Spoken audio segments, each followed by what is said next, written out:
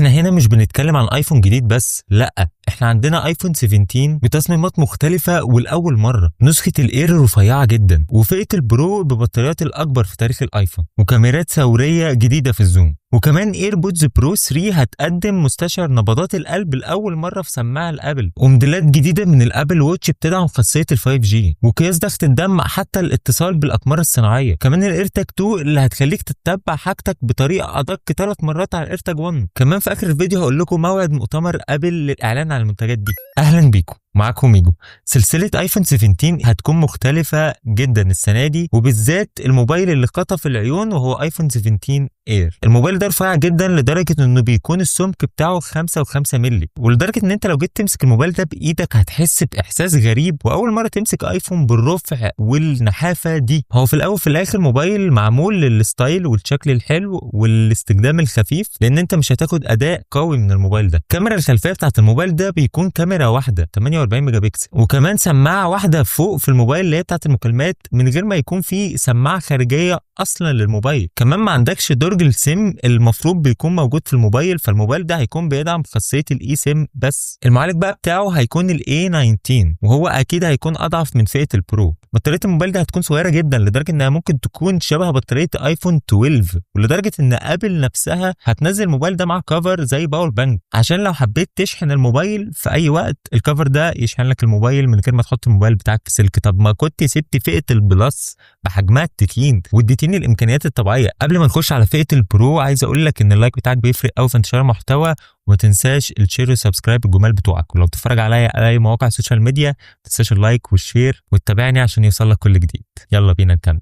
وعكس ده تماما نسخه الايفون 17 برو وايفون 17 برو ماكس جايين بسمك اكبر شويه، وده عشان يقدروا يحطوا اكبر بطاريات في تاريخ ابل في الايفون. يعني انت دلوقتي عندك فئه الاير وفئه البرو في مسافه كبيره قوي ما بينهم في فكره البطاريه. كمان تصميم فئه البرو واخد اتجاه مختلف السنه دي. ابل هتسيب التيتانيوم وتروح للالومنيوم، وهيكون تصميم الموبايل كله زي قطعه واحده، مفيش في الحواف فرق بين الظهر والجنب، مع كمان جزء زجاجي في ظهر الموبايل كده من تحت عشان يدعم الموبايل شحن الماكسيف، لان كده الماكسيف ما بيدعموش في الالومنيوم والتيتانيوم. وكمان في تسريب او احتمال ان القصه دي معموله بسبب الريفيرس وايرلس تشارجنج، وهو الشحن العكسي، وان انت تقدر انك تحط الايربودز بتاعتك او الموبايل بتاعك او بتاع صاحبك ايا كان على ظهر موبايلك ويقدر ياخد شحن منك. بلس اكيد ان الشكل الجديد ده يقدر يخليك تعرف ان ده بقى فئه ايه، خلاص ايفون ايه ده على طول. وبالنسبه بقى للكاميرات، ابل بتضيف حاجه جديده لاول مره بتعملها في الايفون. شريط الكاميرات السنه دي مش هيكون مجرد شكل، نتيجه بقى الحاجات دي هيكون في زوم بصري قوي، وعندك كمان الكاميرا مش هتكون بتتهز، وكل ده من غير ما تخسر جوده او كواليتي في الزوم. كمان لاول مره السنه دي الثلاث عدسات اللي في ظهر الايفون هيكونوا 48 ميجا بكسل، يعني الصوره اللي انت هتاخدها سواء بالكاميرا العاديه او بالالترا وايد او بالتليفوتو هتكون بكواليتي حلو جدا. ومن قدام عندك الدايناميك ايلاند ممكن تصغر شويه، وفي تسريب بس مش قوي ان الشاشه دي ممكن يكون عليها طبقه ضد الانعكاسات والخطوش، حاجه كده زي اللي بنشوفها في فئه الاندرويد، وهتفرق اكيد طبعا في تجربه الاستخدام مع الايفون. فئه البرو بقى هتشتغل بمعالج A19 برو، واكيد طبعا هو معالج قوي، وكمان هيضيفوا نظام تبريد وهو فيبر شامبر، وده هيساعدك في ان اداء الموبايل يفضل ثابت ما يهنكش منك مع الحر وكده، حتى لو انت بتستخدم الموبايل استخدام تقيل.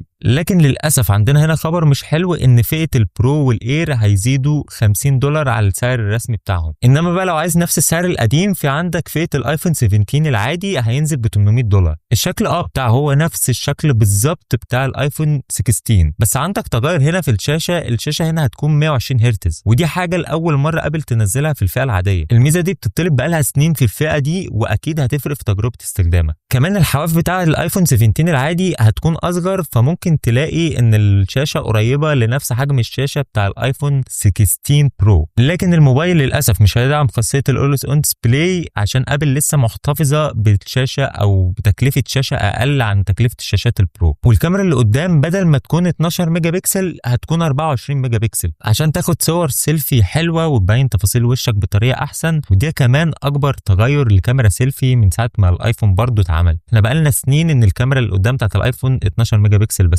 من جوه بقى الموبايل هيدعم المعالج بتاع ال A19 الجديد، والبطاريه برضو بتاعت الموبايل كبرت حاجه بسيطه. غير كده بقى الموبايل من بره هو نفس الايفون 16، يعني في الاول وفي الاخر هي نسخه اعلى من الايفون 16 بنفس التصميم، بس اختلافات حاجات بسيطه. نروح بقى للايربودز برو 3. بقالها كذا سنة وابل شغالة على تغير في التصميم بشكل ضخم، في شكل بقى السماعات وفي شكل الكيس بتاع الايربودز. لسه الشكل النهائي بتاعها مش معروف قوي، بس اللي متأكدين منه ان هيكون في جواها شريحة ال H3 اللي هتقدم لك اكيد جودة صوت افضل وجودة عزل ضوضاء او نويز كانسليشن افضل بكتير من الفئة اللي قبلها. المفاجأة الكبيرة بقى هنا ان ايربودز برو 3 هتكون اول سماعة من ابل بتدعم ضربات القلب، يعني في مستشعر جوه السماعة وانت لابسها هيقيس لك ضربات قلبك. هينفعك قوي لو انت بتعمل رياضه ومش معاك الابل واتش، والتسريبات بتقول ان دي بس مجرد بدايه من ابل، وان قدام هيحطوا مستشعرات للحراره في المستقبل. بالنسبه بقى لعيله الابل واتش اللي ابل هتعلن عنها السنه دي، عندك ابل واتش اس اي للفئه الاقتصاديه، هيغيروا في الهيكل بتاعها شويه وهتكون من البلاستيك عشان تكون اقل تكلفه،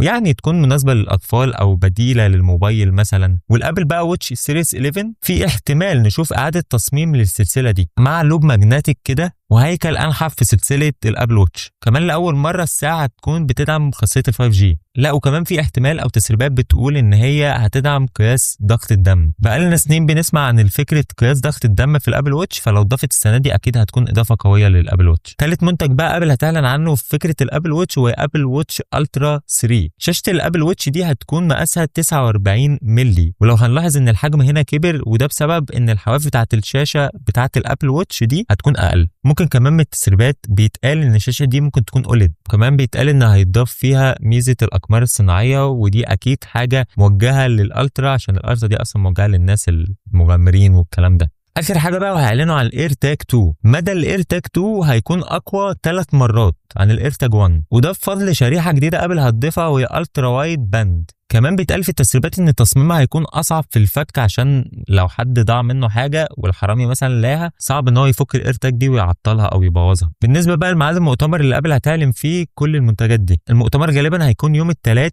9 سبتمبر، والتسريبات بتقول انه ممكن يكون 8 او 10، بس الارجح ان هو يكون يوم 9. يعني خلاص قدامنا اقل من شهر ونشوف المؤتمر بتاع ابل اللي هتعلن فيه عن كل المنتجات دي. تنساش بقى تدعمني بلايك وشير وسبسكرايب. الجمال بتوعك يا صديقي. سلام. سلسلة ايفون 17 برو مختلفة الحقيقة السنة دي من فترة كبيرة، والأول مرة تغير في تصميم فئة البرو، كمان تغير في الخامة المستخدمة لسلسلة ايفون 17 برو، وكمان بطارية أعلى وكاميرا زوم بتوصل ل 48 ميجا بكسل، معالج قوي وشاشة ضد الانعكاسات. السنة دي تجربة البرو ممكن نقول عليها تجربة برو فعلا. كل ده وأكتر هنعرفه في فيديو تسريبات النهاردة عن ايفون 17 برو ماكس. اهلا بيكم، معاكم ميجو. سلسله ايفون 17 برو ماكس السنه دي ابل هتغير الخامه بتاعتها من التيتانيوم اللي كانت مؤخرا كل سنه بتستخدمها في سلسله البرو، واللي كانت بتدي احساس بريميوم كده في ايدك، لكنها في الاداء العملي ما قدمتش فرق كبير.